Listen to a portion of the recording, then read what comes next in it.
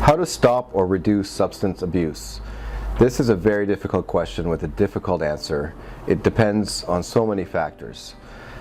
Stopping entirely for the individual can be a very difficult process, and going cold turkey, even though it sounds simple and straightforward, it is not, because what happens in this situation is the user may have some short-term sobriety, but typically there'll be some sort of stressor, some sort of event that happens, and they're not equipped to deal with the stress, and it could end up relapsing. To tackle the issue, it's really to look at the problems in the first place. Most people, if they're abusing drugs, there tends to be something else going on in their life that they are trying to get away from or escape. My theory is that there are a lot of stressors out there, and it's difficult to cope with stress. And the drug use, at least for my situation when I was using, was a crutch to get away from these stressors and just try to forget. It was a comfortable feeling by using at that time, and I enjoyed it because it just kept me away from things. What I didn't realize at that time, though, was that it was a double-edged sword. The drug use was contributing to my stresses. So I was using it to avoid stresses, but really I was contributing to more stress in my life, more lies, more deception, more self-harm. So to tackle the substance abuse issue is to speak openly with the person who's using. They tend to be in denial, they tend to be defensive, they cover up or minimize how much they're using. This is to be expected, and not judging the person is the most important thing, to let them know that they're loved, that they're cared for, and you just want to get some answers and find out what's going on in their lives. Most users would appreciate this as a chance to open up and voice the bigger concerns that's going on, not the drug use itself, but the reasons behind the drug use. Speaking to a healthcare professional is a great idea, but not all healthcare professionals are equipped to deal with substance abuse issues. So speaking to a specialist, physician, there are some addictionists out there. They are hard to find, but these are specialist doctors who deal with addiction. There's also drug treatment counselors, and they're more accessible.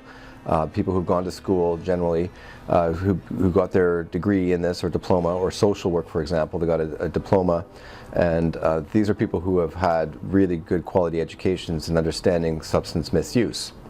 So getting some help, getting educated by speaking to one of these people, for everybody to meet in a family meeting, for example, to discuss what is really going on, what are the bigger issues at play, and what are the treatment options available. This can stem from opioid replacement therapy for somebody who is on the opioids and can't get off, to outpatient rehab, to residential rehabs, detox. There are many options available.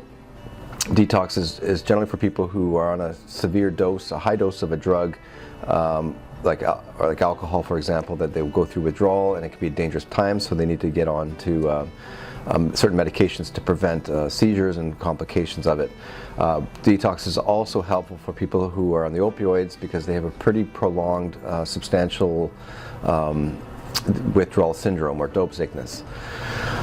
So those are the first things to do, but the long-term things that a person learns, and this is to have enduring recovery. So this is what I learned in rehab. It took time to unlearn the behaviors of self-medicating, of giving myself a crutch.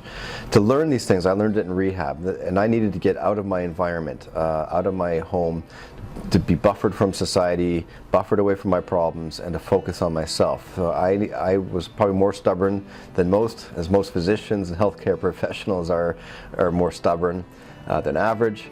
But I needed to get away from my environment in order to change things up. And a lot of users may have had multiple efforts at trying to quit, but were unsuccessful, and only had a better chance once they were taken out of their environment, their home, and into a rehab. So in that situation, rehabs can be very helpful.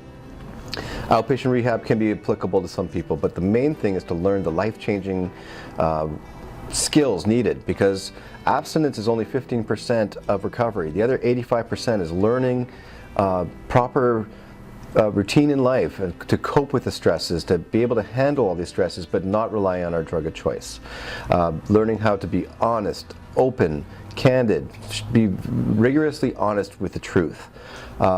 By sharing my problems with other people, learning to open up in self-help groups like 12-step or other groups, to be open to speaking to a therapist, or in small groups of 1 to 3. And then learning to balance things in life. These things, and this has been shown in other countries overseas, I think it was Holland, where extracurricular activities were really pushed for students, because what happens is addiction is a disease of isolation, whereas recovery is achieved by being connected to others.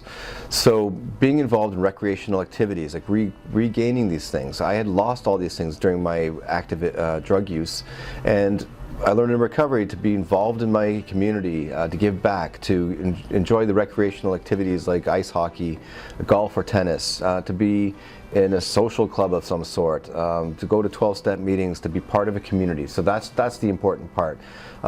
We are so isolated nowadays in our society, and that is dangerous. It's a high risk factor for addiction, whether it's gamesmanship, like online gaming, gambling, doesn't matter, just any form of addiction. Happen more frequently, I think, now because we're isolated, we don't seem to handle stress as well as we could be, and we've lost the skills that we learn in rehab, like I said, are to be open, honest, candid, talk about my problems, sharing my information with other people, becoming part of the community, and finally there's things like meditation, mindfulness, prayer. All these things can help with a good quality recovery. So to summarize, how to reduce or stop substance abuse depends on a whole host of factors.